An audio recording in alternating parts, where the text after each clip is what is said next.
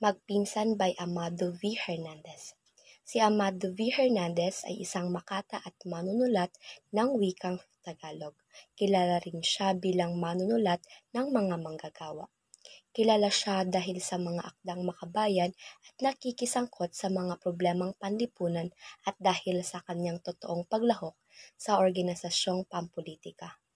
Ipinanganak siya sa Sagrada Familia sa Hangonoy, Bulacan. Ngunit lumaki siya sa Tondo, Manila kung saan nakapag-aral siya sa mataas na paaralan ng Maynila. Noong kanyang kinabinlataan, nagsimula na siyang magsulat sa wikang Tagalog para sa pahayagang Batawan. Nang lumaon ay nagsulat siya ng para sa mga pagkakaisa at naging patnugot ng mabuhay. Napukaw ng kanyang mga sulatin ang pansin ng mga dalubhasa sa wikang Tagalog at ilan sa kanyang mga salaysayin at tula ay napabahagi sa mga Anatolohiya, katulad ng Parolang Ginto ni Clodoaldo del Mundo at ng Talaang Bughaw ni Alejandro Abadilla. Noong 1922, sa gulang na 19, naging kabahagi si Hernandez ng samahan pampanitikan na Aklatang Bayan na kinabibilangan ng mga kilalang manunulat sa Tagalog na sina Lope Casantos at Jose Corazon de Jesus. Sinalaysay ni Hernandez sa kanyang mga akda ang pakikipagsapalaran at pakikibaka ng mga manggagawang Pilipino. Minsan siyang napiit dahil sa isang sedisyon. Habang nasa loob ng kulungan, naisulat niya ang Isang Dibang Langit, ang isa sa mga mahalaga niyang tula. Dumako tayo sa buod ng maikling kwentong Magpinsan by Amado V. Hernandez.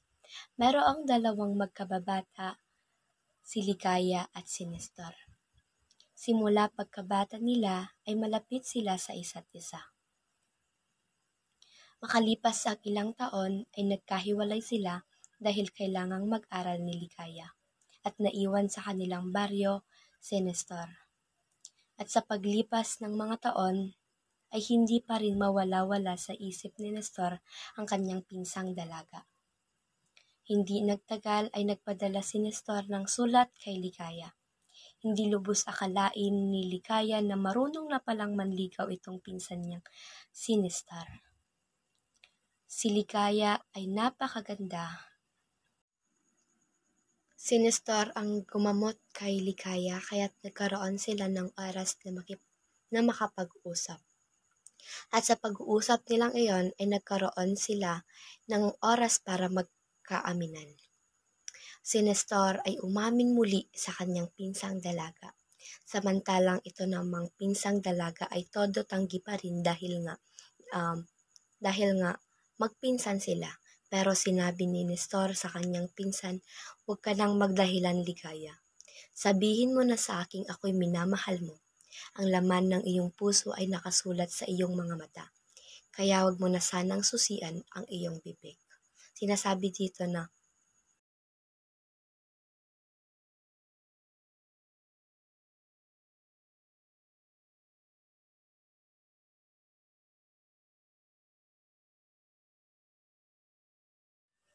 dumako tayo sa buod ng maikling kwentong Magpinsan by Amado V. Hernandez.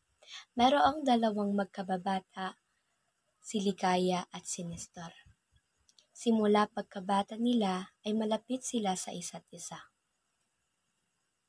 Makalipas ang ilang taon ay nagkahiwalay sila dahil kailangang mag-aral ni Ligaya at naiwan sa kanilang baryo si Nestor.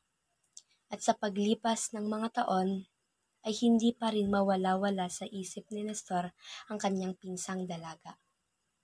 Hindi nagtagal ay nagpadala si Nestor ng sulat kay Ligaya. Hindi lubos akalain ni Ligaya na marunong na palang manligaw itong pinsan niyang si Nestor. Si Ligaya ay napakaganda. Si Nestor ang gumamot kay Ligaya kaya't nagkaroon sila ng oras na makapag-usap. At sa pag-uusap nilang iyon ay nagkaroon sila ng oras para magkaaminan. Si Nestor ay umamin muli sa kanyang pinsang dalaga. Samantalang ito namang pinsang dalaga ay todo tanggi pa rin dahil nga dahil nga magpinsan sila. Pero sinabi ni Nestor sa kanyang pinsan, "Huwag ka nang magdahilan, Ligaya. Sabihin mo na sa aking ako'y minamahal mo. Ang laman ng iyong puso ay nakasulat sa iyong mga mata. Kaya huwag mo na sanang susian ang iyong bibig." Di sariling reaksyon, karismo, ang layunin ng panitikan ay maglahad ng mga pangyayaring payak ukol sa pagkakaiba ng estado ng buhay. Dalawang nag-iibigan, karaniwan ang daloy ng mga pangyayari, matipid at piling-piling sa paggamit ng mga salita at laging nagtatapos ng may kaayusan. Mga tauhan, si Nestor ay isang batang manggagamot at giningipian ng pag-asa at pinapatapang ng lalong matamis na pangarap. Si Ligaya ay hindi gayon habang siya ay nagpapasaitaas at lalo siyang nagpapakalinis, lalong pinag-iibayo ang kanyang kababaang loob at katamisan ng ugali. Lalong sinikap na siya maging karapat-dapat na batang sambayanan, mapako sa kanyang mga kilos. Galaw na pangyayari, pangunahing pangyayari. Hindi sukat akalain ni Ligaya makapangangahas si Nestor na magpapayag sa kanyang pag-ibig. Pagsidhi o pataas na pangyayari. Sa pagsinta ay walang magpinsan. Ang putol ni Nestor lalong mabuti sapagkat iisa ang dugot na nalalantay sa ating mga ugat, iisa ang ating damdamin, iisa ang ating puso. Karurulan o kasukdulan. Hindi na nakuhang magtuwid ni Ligaya. Ang katotohanan ay matagal na rin siyang umiibig ng lihim kay Nestor at malaon na rin na nariwa sa kanyang puso ang matamis na alaala ng kanyang kababatang yumao. Kakalasan o pagbababang aksyon. Pinag-ibayo ni Nestor ang pagsisikap sa pag-aaral. Kung siya'y makatapos ng karela sa paano man ay hindi na nakakahiyang mangibig kahit kanino. Iwakas, nabalitaan na lamang ng lahat na kahangang-hagang syudad na rin ng malamig na bagyo, idinaos ang lona de miel ni Ligaya at ni Nestor. Naman ay ating bigyan ng pansin ang mga bisang pampanitikan. Una narito ay ang bisa sa isip. Ang magpinsan na isinulat ni Amado V. Hernandez ay talaga namang nakakapukaw ito ng isip at diwa. Hindi ba kapag naririnig natin ang salitang pinsan, pumapasok sa ating kaisipan na sila ay ating kadugo at parte na ng ating pamilya. Ganon din naman ang naramdaman ng ating protagonist o bida na si Ligaya, sapagkat pumasok sa kanyang kaisipan na nahihibang na ba si Nestor nung si Nestor ay nagbigay ng sulat sa kanya na nagpapahiwatig na siya ay may nararamdaman kay Ligaya. Kaya parang si Ligaya ay tayo din lang. Nakakapag-isip tayo na hindi tayo pwedeng makipagrelasyon sa ating mga pinsan dahil ito ay hindi katanggap-tanggap at maaaring pagmulan pa ng mga away sapagkat ang salitang pinsan ay hindi dapat tayo lumagpas pa doon. At ang pangalawa naman ay bisa sa damdamin. Ang maganda pa dito sa isinulat ni Amado V. Hernandez na magpinsan ay pumapatungkol ito sa pag-iibigan ni Ligaya at Nestor. Ngunit hindi ito simpleng pag-iibigan lang kasi nga sila ay magpinsan.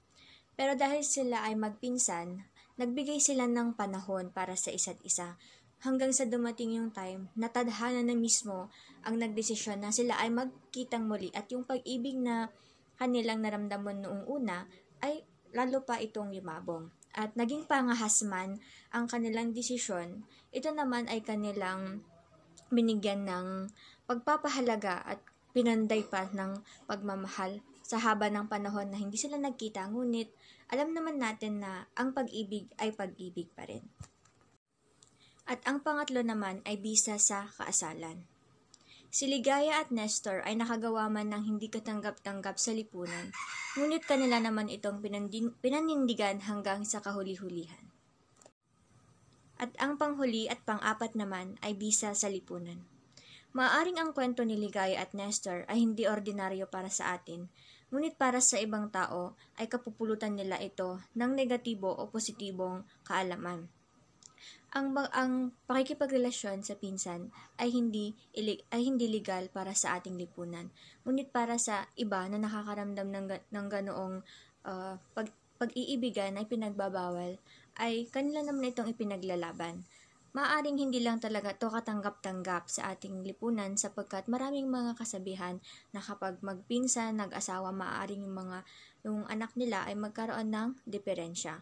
Ngunit sa kalagayan ni Ligaya at Nestor, kanila itong ipinaglaban at sila ay talagang maituturing na ang pag-iibigan nila ay tunay at pinanday talaga ng panahon.